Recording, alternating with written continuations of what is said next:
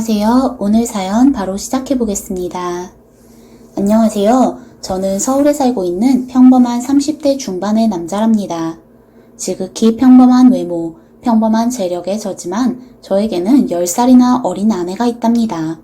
아내와 저의 기막힌 이야기 한번 오늘 풀어볼까 합니다. 저는 어렸을 때 아버지를 여의고 20살 때 어머니마저 돌아가시고 늘 혼자 살았지요. 변변찮은 전문대학을 졸업하고 작은 회사에 취직을 해서 직장인으로 살고 있었는데 그 회사에 시간제 아르바이트생으로 대학생 한 명이 들어왔답니다. 그 대학생은 처음부터 저에게 굉장히 친절하게 싹싹하게 잘하더군요. 그 당시 제 나이가 31, 그 친구 나이가 21였는데 아무리 저한테 잘한다고 한들 제가 넘볼 상대가 아니었죠. 그 학생은 예쁘고 어리고 한참 나이였지만 저는 뭐 볼 게 있나요. 예쁜 외모에 눈길이 가긴 했지만 이성적인 감정은 전혀 없었답니다. 그런데 어느 날 회식을 하고 그 학생도 같이 참여를 하게 되었는데 그 학생이 술을 많이 먹었어요. 저랑 가는 길이 같아서 제가 데려다 주게 되었는데 저에게 노골적으로 기대고 스킨십을 하더라고요. 저는 너무 당황스러워서 몇 번이나 피하다가 도저히 안 되겠다 싶어서 부모님께 연락을 드리려니까 그 학생이 왈칵 눈물을 흘리는 것이 아니겠어요? 어차피 저희 부모님은 저한테 신경도 안 쓰세요. 저희 가족은 많지만 전 늘 외로워요. 그 학생에게 얘기를 들으니 그 집은 딸만 넷이고 그 학생이 첫째라고 하더군요. 동생들은 학교 다니고 유치원생도 있다고요. 할머니랑 같이 사는데 딸이라고 구박하고 부모님도 여유 있는 형편이 아니라서 대학 등록금도 안 주시고 20살이 넘었으니 알바를 해서 알아서 살라고 하더란 겁니다. 그러니 어린 여학생이 얼마나 외로웠겠어요. 저는 어렸을 때 부모님을 여의었고 저 역시 외로움을 많이 탔던지라 그 학생의 마음이 이해가 되었답니다. 저와 처지는 다르지만 그 학생도 많이 외롭겠다 싶었어요. 그래서 1시간 정도 얘기를 나누면서 위로를 해주다 보니 그 학생이 빨개진 얼굴로 절 보면서 고백하더군요. 사실 저 주임님을 좋아하고 있었어요. 모르셨죠? 사실 생각도 안 해본 일이긴 했습니다. 저한테 워낙 살갑게 잘해주긴 했지만 어린 대학생이 그런 마음을 갖고 있으리라고는 생각도 못했지요. 전 당황해서 얼굴이 빨개졌습니다. 그 학생이 저한테 갑자기 입을 맞추더니 적극적으로 굴더라고요. 솔직히 제가 거절했어야 맞는 거지만 저도 남자인지라 순간의 유혹에 넘어가고 말았습니다. 그날부터 저희는 연인이 되었답니다. 저보다 10살 어린 그 친구는 학교도 다니고 사무보조 아르바이트도 하면서 활기차게 지냈고 그 친구랑 사귀는 저 역시 20대가 되기라도 한 것처럼 생기가 돋았습니다. 한 1년 재밌게 연애를 했는데 그 친구가 급작스럽게 저한테 이렇게 말하더군요. 오빠, 우리 결혼할래요? 저는 화들짝 놀랐지요. 물론 제 나이야 30이 넘었으니 결혼을 해도 상관이 없지만 그 친구는 아직 창창한 나이인데 웬 뚱딴지 같은 소리인가 싶었습니다.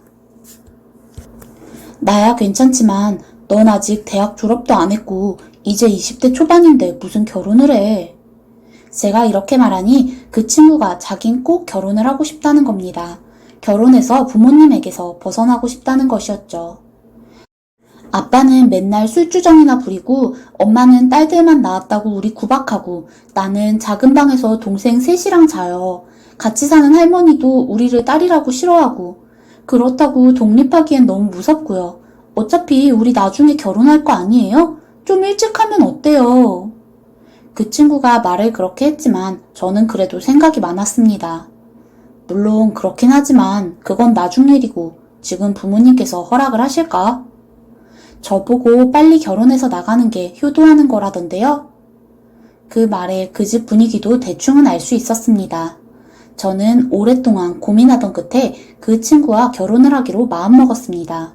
물론 저도 가진 것 없고 그 친구도 너무 어리지만 저희 사이에는 탄탄한 믿음이라는 것이 있었고 둘이 의지하면서 잘 살면 되지 않을까 싶었습니다. 또 집안 분위기 때문에 힘들어하는 그 친구에게 기댈 수 있는 나무가 되어주고 싶었어요. 그래서 처갓집에 인사를 갔습니다. 저희 부모님은 안 계시니 그 부분은 생략을 했고 처갓집의 허락을 받는 게 중요했습니다. 장인어른 장모님께서는 절 보시더니 별 말씀도 안 하시고 둘이 알아서 잘 살아보라는 말씀을 하시더군요. 뭐 둘이 좋다니까 우린 할 말 없고 다만 우리한테 기댈 생각은 말고 둘이서 알아서 잘 살아보게. 장모님께서는 냉정하게 말씀을 하시더라고요.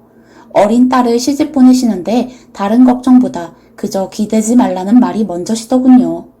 여자친구가 그 집에서 빨리 나오고 싶어하는 이유도 알 것 같았습니다. 그래서 저희는 조촐하게 결혼식을 올렸고 신혼집을 구했습니다. 제가 원래 살던 곳은 반지하 원룸이었던지라 남자인 저나 혼자 살 수 있지 여자친구를 그런 데서 살게 할 수는 없었지요. 발품을 열심히 팔아서 동네를 샅샅이 뒤져 꽤 괜찮은 가격에 작은 빌라를 얻게 되었습니다. 공교롭게 처갓집 근처이긴 했지만 어차피 무슨 일 있을 때만 보니까 상관은 없었습니다. 그렇게 아내와 저는 신혼을 시작했답니다. 아내는 회사 사무보조 아르바이트는 그만두게 되었고 대학교를 다니면서 틈틈이 카페 아르바이트를 했습니다. 저는 열심히 회사에 다니면서 일을 했고요.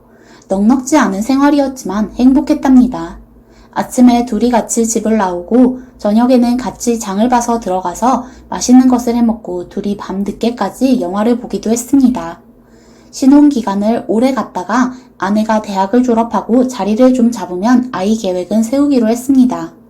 저는 모든 것이 꿈만 같았죠. 아내와 함께하는 모든 생활이 즐겁고 행복했습니다.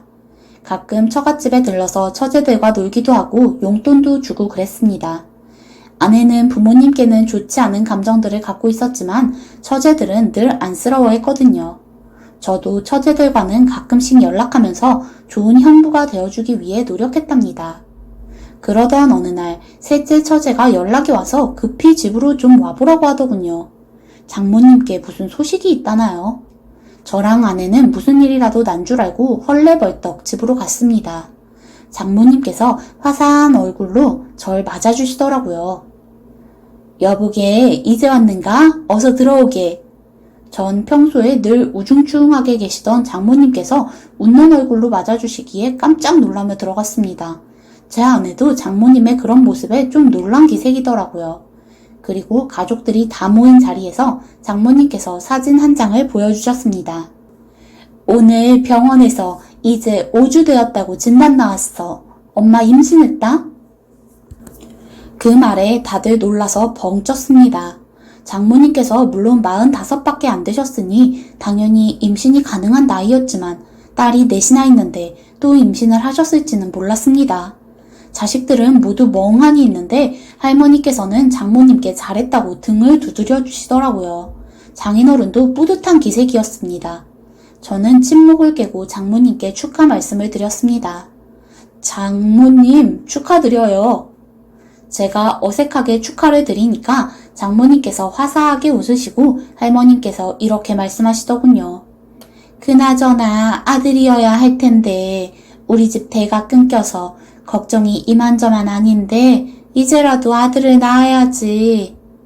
그 말에 가족들 표정이 모두 어두워졌고 제가 어색하게 말했습니다. 할머님, 아들이면 어떻고 딸이면 어때요? 건강하기만 하면 되죠. 그 말이 끝나기도 전에 할머니께서 호통을 치시더군요. 떼끼, 그런 말 하는 거 아니야. 이번에 낳는 애는 반드시 아들이어야지. 모든 정성을 다해서라도 아들을 낳아야지. 예, 며느라, 너도 명심해라. 이번에는 꼭 아들을 낳아야 한다. 옛날 같으면 딸만 내시면 넌 쫓겨났던 거야. 내 임무를 다하려면 무조건 아들이다. 아들. 저와 아내는 완전히 질려서 집으로 왔습니다. 할머님의 아들에 대한 집착은 정말 남다르시더라고요. 아내가 한숨을 쉬었습니다. 우리 아빠가 3대 독자래. 그런데 엄마가 딸만 넷을 낳았으니. 그렇긴 하지만 요즘 같은 세상에 무슨 아들이 그렇게 중요할까 싶었어요. 하긴 집집마다 분위기가 다르니 제가 함부로 말할 수가 없었죠. 엄마가 몇 년 전부터 늦둥이 타령을 하긴 하더라고. 아들을 낳고 싶다면서. 근데 설마 했는데 정말 임신을 할 줄은 몰랐어. 아휴, 45에 낳아서 언제 키우려고. 난 정말 오빠랑 결혼하길 다행이야. 안 그랬으면 그 애기 내가 다 키웠을걸? 동생들이 불쌍해. 그렇게 얼마간 시간이 지나고 저는 여름 휴가 겸 집에서 시간을 보내게 되었어요. 아침에 아내는 학교를 가고 저 혼자 집에 있는데 장모님께서 갑자기 연락이 오셨습니다. 김서방, 자네 휴가라면서? 오늘 나랑 어디 좀 같이 갈 수 없겠나? 아, 우리 서연이한테는 절대 비밀로 좀 해주게. 응? 전 일단 장모님 댁으로 갔습니다. 제가 무슨 부탁이기에 아내에게 비밀로 해야 하냐고 물었지만 장모님께선 그저 어디론가 좀 가달라고만 하셨습니다. 어떤 주소를 찍고 서울을 지나 한참 갔습니다. 웬 마을에 도착을 했고 드문드문 집이 있었습니다. 길이 험해서 힘들게 운전을 해서 도착한 곳에는 웬 깃발이며 이상한 물건들이 잔뜩 있더군요. 그곳은 바로 무당집이었습니다. 장모님, 여기 무당집이에요? 제가 물어보자 장모님께서는 시무룩하게 대답을 하셨답니다. 이보게, 서연이랑 장인께는 절대 비밀일세. 사실 여기가 애기 성별을 기가 막히게 맞춘다는 곳이라서 온 거야. 아무래도 내가 태몽을 꿨는데 보석이며 꽃이 만발을 한 게 또 딸일 듯 싶어서 말이야. 불안해서 견딜 수가 있어야지. 그러니까 자네 꼭 비밀일세. 알았지?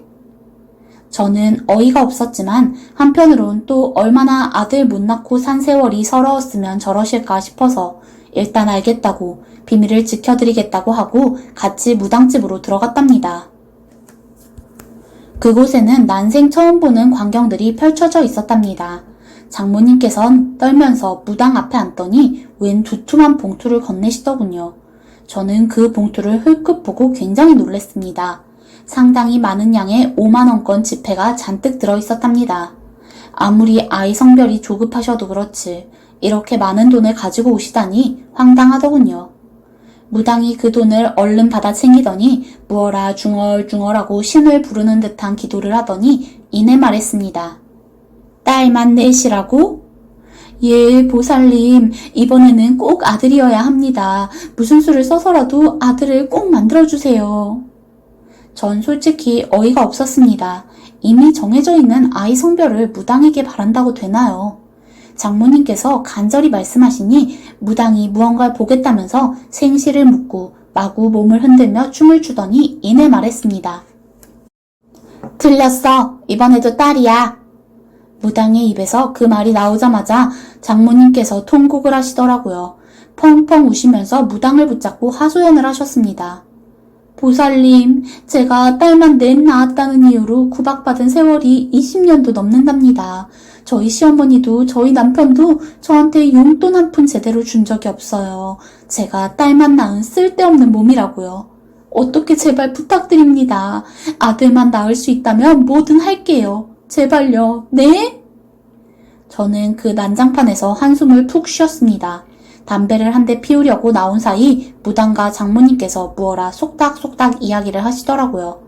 장모님께서 연신 정말요? 정말요? 하시는 게 뭔가 비책을 알려주는 듯 싶었습니다.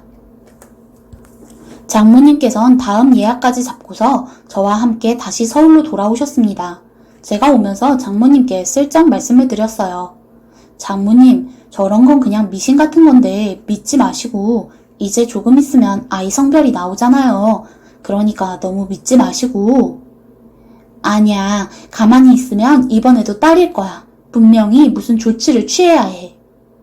저는 조치가 무엇인지 알 수도 없었고 알기도 싫었습니다. 일단 장모님을 집에 데려다 드리고 집으로 돌아와 보니 아내가 있더라고요. 아내에게는 장모님과 약속대로 무당집에 갔다 온 것은 비밀로 했습니다. 그리고 그냥 장모님과 시장에 갔다 왔다고 둘러댔답니다. 아내는 그러려니 하더군요. 그 다음 날도 아내는 학교에 가고 저는 혼자 집에 있었는데 또 장모님께서 전화가 오시더군요. 저는 내키지 않는 마음으로 처갓집에 갔습니다. 장모님께선 처제들 학교 보내고 장인어른과 할머님께선 나가시고 집에 혼자 계셨어요. 제 손을 잡더니 간절히 말씀하시더라고요. 여보게, 제발 내 부탁 하나만 들어주게. 저는 장모님께서 눈물까지 글썽거리시는 것에 깜짝 놀라서 말했습니다. 무슨 부탁이신데요? 제가 들어드릴 수 있는 거면 들어드릴게요. 말씀해 보세요. 장모님께선 제 손을 꼭 잡으시더니 어이없는 말씀을 하셨습니다. 여보게, 나 2천만 원만 빌려주게. 아들 낳으면 갚을게. 저는 어이가 없어서 슬쩍 손을 빼고 헛기침을 하고 장모님께 단호하게 말씀드렸답니다.